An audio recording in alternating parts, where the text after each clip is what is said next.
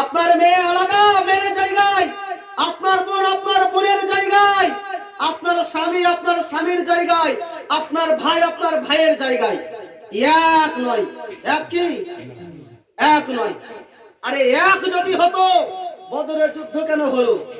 এক যদি হতো উহুদের যুদ্ধ কেন হলো? এক যদি হতো খন্দকের যুদ্ধ কেন হলো? এক যদি হতো তাবুকের যুদ্ধ কেন হলো? এক যদি হতো সিফিনের যুদ্ধ কেন হলো?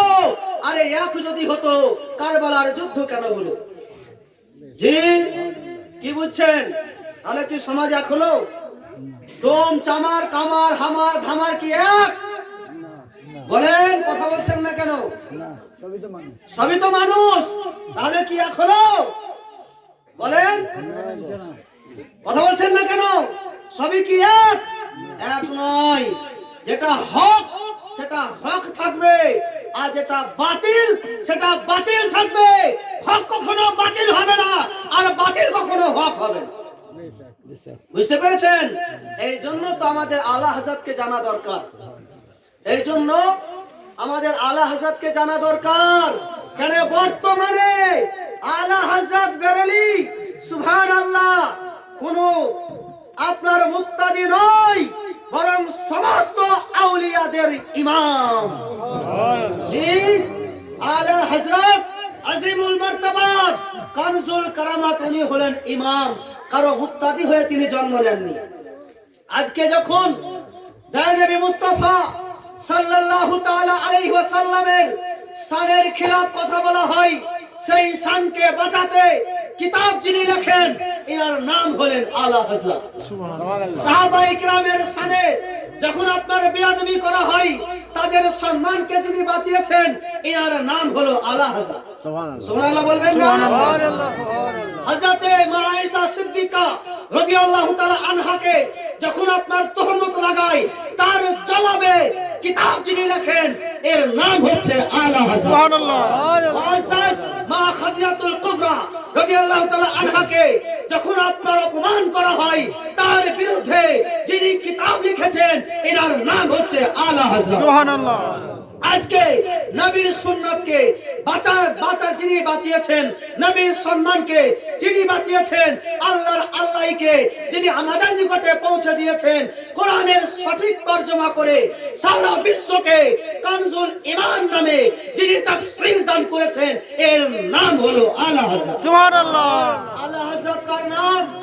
হু ইজ ম্যান আলা হযরত? আলা হযরত ইজ কমপ্লিটলি ইউনিভার্সিটি।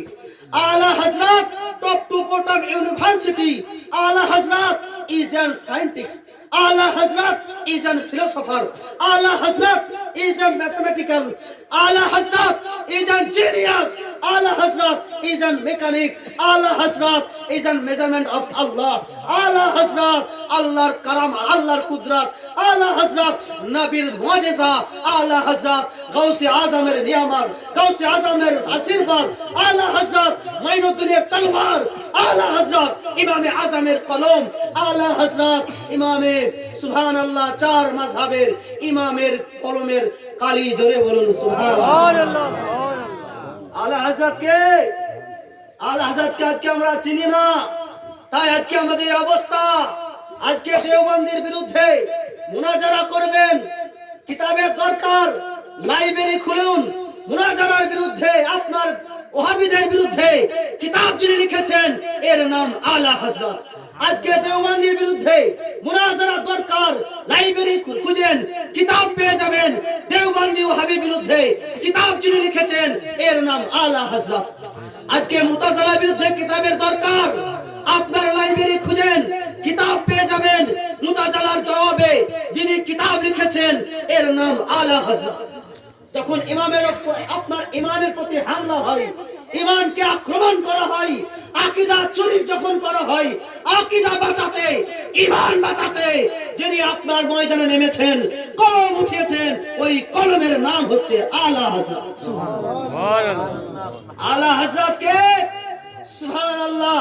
আজকে নবীর কারো আপনার কোন মানুষ বাংলাতে পারদর্শী হয়, কোন মানুষ ইংরেজির মাস্টার হয়, কোন মানুষ জিওগ্রাফির মাস্টার হয়, কোন মানুষ ইতিহাসের মাস্টার হয়, কোন মানুষ সায়েন্সের মাস্টার হয়, আমার আলা হযরত তার নাম, যার ভিতরে বাংলার জ্ঞান, ইংরেজির জ্ঞান, ইতিহাসের জ্ঞান, ম্যাথমেটিক্সের জ্ঞান, সায়েন্সের জ্ঞান বিদ্যমান, এর নাম হচ্ছে আলা হযরত। সুবহানাল্লাহ, সুবহানাল্লাহ।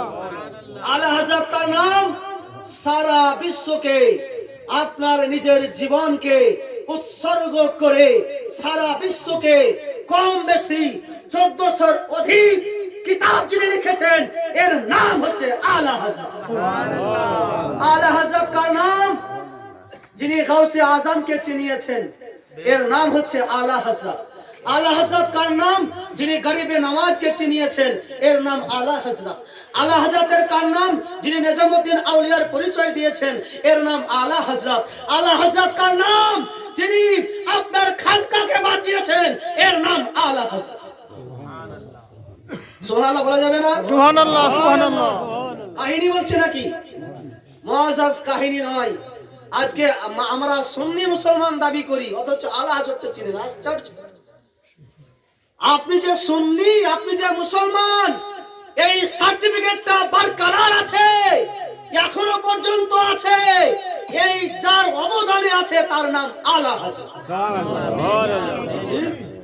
জি, কোরআনে কি করে পাবেন? অবশ্যই আছে।